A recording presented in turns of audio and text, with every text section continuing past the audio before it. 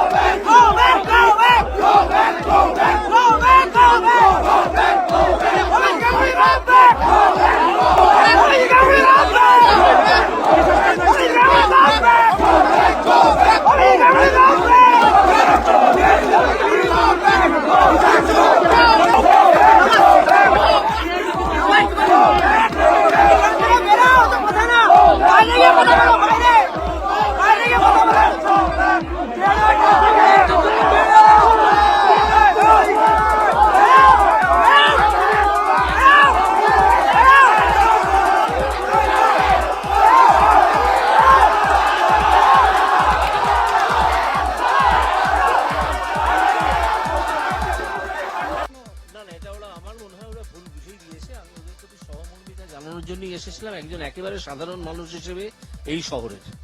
ওরা সেটাকে হয়তো কোনো পলিটিক্যালাইজ ওয়েতে নিয়েছে, কিন্তু সেটা নেওয়া ঠিক আছে। ওরা যদি ভুল বোঝে, নিশ্চয়ই কোনো একদিন ওরা ঠিক বুঝবে।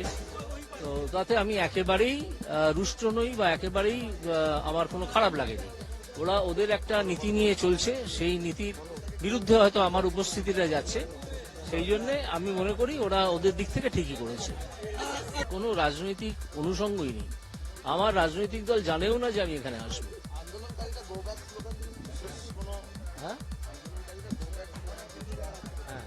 আমার মনে হয় ভুল বুঝে, কারণ আমি তো সহমর্মিতা জানাতেই এসেছি, আমি তাদের শত্রু নই। এটা তারা নিশ্চয়ই বুঝে যাবেন খুব তাড়াতাড়ি। এবং তারা যে গ্লো ব্যাক দিয়েছেন, এটা একটা ইমোশনাল ওয়েতেই দিয়েছেন বলে আমার মনে হয়। ইমোশনাল ওয়েতেই দিয়েছেন বলে মনে হয়। তো তার জন্য আমার বিন্দুমাত্র খারাপ লাগেনি, আমার বরং ভালোই লেগেছে।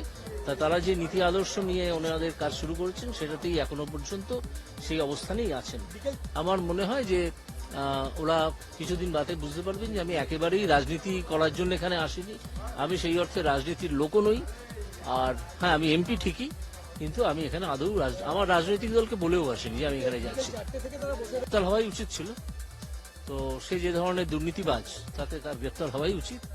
এবং আমি এখন অপেক্ষা করছি যে তাকে যিনি অনুপ্রেরণা যোগাতেন, সেই ভদ্রমহিলাকে কবে সিবিআই ডেকে জিজ্ঞাসাবাদ করবে। আমি সিবিআই এর ডিরেক্টরকে একটা চিঠি দিয়েছি যাতে মমতা ব্যানার্জিকে ডেকে।